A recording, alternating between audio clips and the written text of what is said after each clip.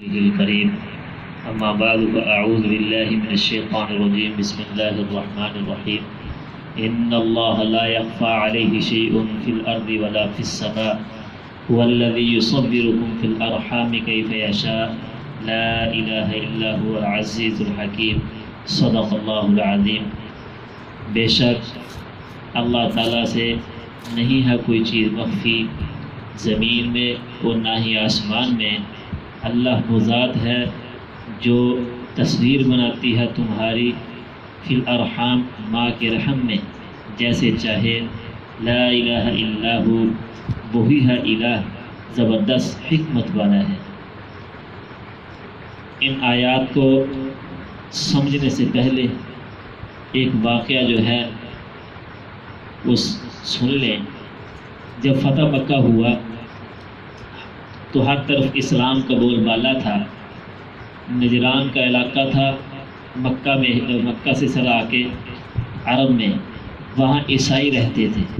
جب انہوں نے دیکھا کہ ہر طرف جو ہے اسلام پھیل گیا ہے اور سارا عرب جو ہے اسلام کے جھنڈے تلے آ گیا ہے اور یہودیوں کو اللہ رب العزت نے ذلیل و خوار کر دیا ہے، اب انہوں نے کہا، آپس میں مشورہ کیا کہ ہم بھی مسلمانوں کے تحت چلے جاتے ہیں، ان سے جو ہے اتحاد کر لیتے ہیں اور جو وہ ہمارے اوپر ٹیکس لگائیں گے ہم ادا کریں گے، وہ ہمارے حقوق ادا کریں گے، ہم ان کے حقوق ادا کریں گے۔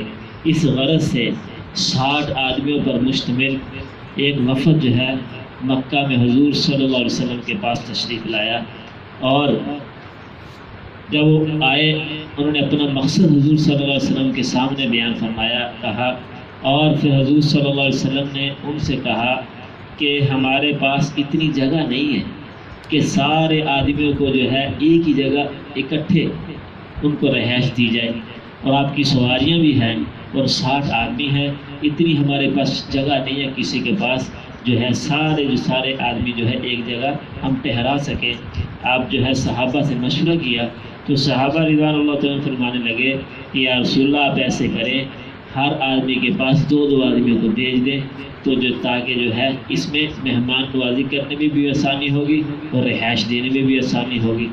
تو جب حضور صلی اللہ علیہ وسلم نے اس وقت ان جو وفد تھا ان سے کہا کہ اس طرح کر لیں، ان کے سامنے تجویز رکھی، تو ان میں جو ہے وہ عیسائیوں کے بڑے بڑے پادری بھی تھے۔ ان کو پتہ تھا کہ اگر کسی صحابی کے پاس 2 آدمی ٹھہر گئے تو صحابی ضرور ان کو اسلام کی دعوت دے گا، جب دعوت دے گا تو سچی بات جو ہے دل میں اتر جاتی ہے، تو یہ جو ہمارے ساتھ آئے ہوئے ہیں وہ سارے کے سارے مسلمان ہو جائیں گے، ہمیں اکیلے جانا پڑے گا۔ وہ کہنے لگے کہ ہمیں یہ بات منظور نہیں ہے۔ تو پھر حضور صلی اللہ علیہ وسلم نے فرمایا کہ ہمارے پاس ایک ہی جگہ مسجد، آپ وہاں ٹھہر گئے۔ تو 60 آدمیوں کو جو عیسائیوں کا وفد تھا ان کو مسجد نبوی میں ٹھہرایا گیا۔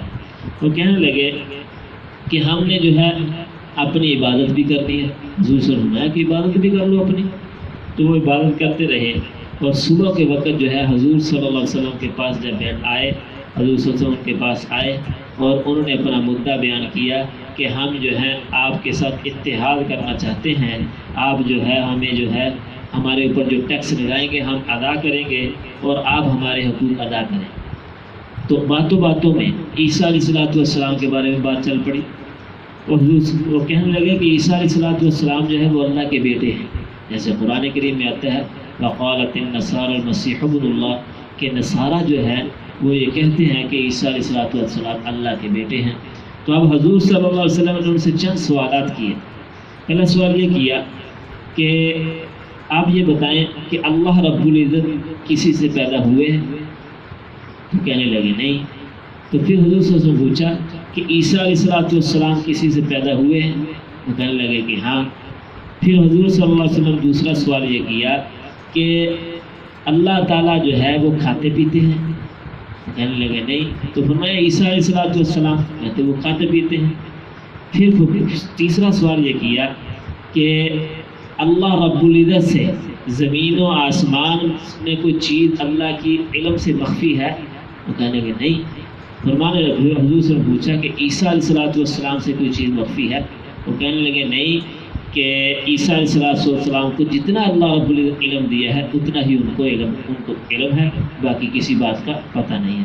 پھر پوچھا کہ اللہ رب العزت جو ہے ماں کے پیٹ میں رہے ہیں؟ نہیں۔ تو پوچھا عیسیٰ علیہ السلام، کہتے کہ جی وہ مریم علیہ السلام کے پیٹ میں رہے ہیں۔ پھر حضور صلی اللہ علیہ وسلم نے پوچھا کہ یہ مجھے بتلائیں کہ باپ اور بیٹے میں مشابہت ہوتی ہے کہ نہیں ہوتی؟ نہیں ہوتی ہے۔ تو یہاں اللہ اور عیسیٰ علیہ السلام کسی چیز میں بھی مشابہت نہیں ہے، تو آپ کس طرح کہتے ہیں کہ عیسیٰ علیہ السلام اللہ کے بیٹے ہیں؟ جب یہ باتیں ہوئی تو خاموش ہو گئے۔ اس طرح ان کی اور بھی باتیں کی جو آگے آئیں گی، تو اس لیے کہ اس میں جو آیت تلاوت کی ہے اس میں اللہ رب العزت علم کا تذکرہ ہے اور ماں کے رحم کا تذکرہ ہے، اس لیے اس مناسبت سے یہ جو ہے یہ واقعہ بیان کیا جاتا ہے تاکہ جو ہے یہ سارا جو ہے اس کا پس منظر سمجھ میں آ جائے کہ حضور صلی اللہ علیہ وسلم نے عیسائیوں سے کیا سوالات کیے تھے۔ تو ان کے جواب میں عیسائی جو ہے وہ خاموش رہے کہ جب دیکھا کہ کیونکہ باپ اور بیٹے میں مشابہت، اکثر جو ہے باپ اور بیٹے میں شکل میں بھی مشابہت ہوتی ہے، اور اسی طرح چال چلن میں بھی مشابہت ہوتی ہے، اور اسی طرح جس طرح باپ کہتا بھی تھا ویسے بیٹا ہوتا ہے۔ تو حضور صلی اللہ علیہ وسلم نے فرمایا کہ آپ جو کہتے ہو کہ عیسیٰ علیہ السلام اللہ کے بیٹے ہیں، تو یہاں تو کسی چیز میں بھی مشابہت نہیں پائی جاتی، آپ نے کیسے اللہ رب العزت کا بیٹا بنا دیا؟ تو اس لیے آگے جو ہے آگے ان کے سارے تذکرہ آئے گا کہ انہوں نے اور کیا سوالات کیے حضور صلی اللہ علیہ وسلم سے۔ دیکھیں ان اللہ لا یخفیٰ، کہ اللہ کی ذات وہ ذات ہے کہ جس کے علم سے کوئی چیز مخفی نہیں ہے، چاہے وہ زمین کے اندر ہو، زمین کے اوپر ہو، اور اسی طرح آسمانوں کے اوپر ہو یا آسمان کے درمیان میں ہو، ہر چیز اللہ کی نگاہ میں ہے، اللہ کی نگرانی میں ہے۔ اس لیے کہ اللہ کی، جیسے ہم نے آیت الکرسی میں پڑھا، لا تأخذہ سنۃ ولا نوم، کہ اللہ رب العزت کی ذات کو نہ نیند آتی ہے نہ اونگ آتی ہے، اس لیے کہ نیند سے پہلے اونگ آتی ہے۔ جب اللہ رب العزت کو اونگ نہیں آتی پھر نیند کیسے آئے گی؟ تو اس لیے جو ذات ہر وقت نگرانی میں ہے، تو اس کے علم سے کوئی چیز مخفی نہیں ہے، وہ چاہے جو ہے وہ زمین کے نیچے ہو، تحت الثری تک ہو یا عرش بری پر ہو، ہر چیز اللہ کے علم میں ہے۔ ان اللہ لا یخفی علیہ شیء فی الارض ولا فی السماء، کہ اللہ کے علم میں ہر چیز ہے۔ پھر آگے فرمایا هو الذی یصورکم فی الارحام کیف یشاء، کہ اللہ وہ ذات ہے جو ماں کے رحم میں تمہاری تصویریں بناتا ہے، ماں کے رحم میں۔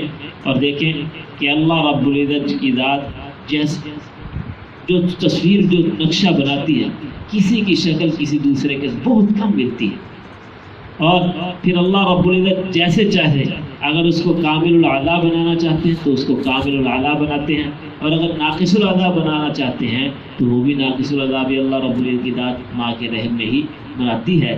اس لیے کہ اللہ رب العزت کو پتہ ہے کہ یہ لڑکی پیدا ہوگی یا لڑکا پیدا ہوگا، اس لیے کہ جیسے سورۃ لقمان میں ہے ان اللہ عنده علم الساعة وینزل الغیث ویعلم ما فی الارحام، کہ 5 چیزوں کا علم جو ہے اللہ رب العزت کسی کو نہیں ہے۔ ایک ماں کے رحم میں کیا ہے، اور قیامت کا علم، اور بارش کب ہوگی یہ تو اندازہ تو لگا سکتے ہیں کہ ہوگی، لیکن یہ نہیں بتا سکتے کہ یہ نفع مند ہوگی یا نقصان دہ ہوگی، یعنی کتنی بارش ہوگی، کس کو نفع پہنچائے گی، کس کو نقصان پہنچائے گی، اس چیز کا علم اللہ رب العزت نے کسی کو نہیں دیا۔ اور اسی طرح ماں کے رحم میں کیا ہے، اس کا بات کا تو اندازہ ہوتا ہے کہ یہ لڑکا ہے یا لڑکی، یہ بھی بس اوقات غلط ہو جاتا ہے، لیکن اتنا اللہ رب العزت علم کسی کو نہیں دیا کہ یہ پیدا ہونے والا بچہ جو ہے وہ نیک بخت ہوگا یا بد بخت ہوگا، یہ علم کسی کو نہیں دیا۔ اس لیے اللہ رب العزت ماں کے رحم میں جو چیز ہے اس کو کیسے اس کی شکل بناتا ہے وہ اللہ کی ذات ہے، جو جیسے چاہے اس کو بناتی ہے، کیف یشاء، جس طرح چاہے بنا دیتی ہے، اس میں بندے کا کوئی کمال نہیں ہے، اللہ کی ذات ہے۔ لا الہ الا هو العزیز الحکیم، اللہ ہی وہ ہمارا الہ ہے اور زبردست ہے اور حکمت والا ہے۔ اللہ رب العزت جو ہے وہ اگر کہیں غلطی ہوتی ہے فوراً پکڑ نہیں کرتے، بلکہ انسان کو مہلت دیتے ہیں کہ ابھی بھی میرے پاس آئے، کبھی تو میرے پاس آئے گا۔ اگر اللہ رب العزت کی توفیق ہو، بندہ تھوڑی سی کوشش کرے، اپنے گناہوں سے معافی مانگ کر اللہ کی طرف چلا جائے، تو اللہ کی ذات بڑی خوش ہوتی ہے۔ جیسے جو ہے بچہ کسی کے گم ہو جائے اور جو ہے وہ واپس آتا ہے، اس سے زیادہ خوشی اللہ رب العزت کو کسی نے جو گناہگار بندہ جب اللہ کی طرف آتا ہے اس سے زیادہ خوشی ہوتی ہے۔ اللہ رب العزت سے دعا کہ اللہ رب العزت ہمیں جو ہے اپنی ذات عالی کا یقین اور استحضار نصیب فرمائے، حضور صلی اللہ علیہ وسلم کی سچی محبت نصیب فرمائے۔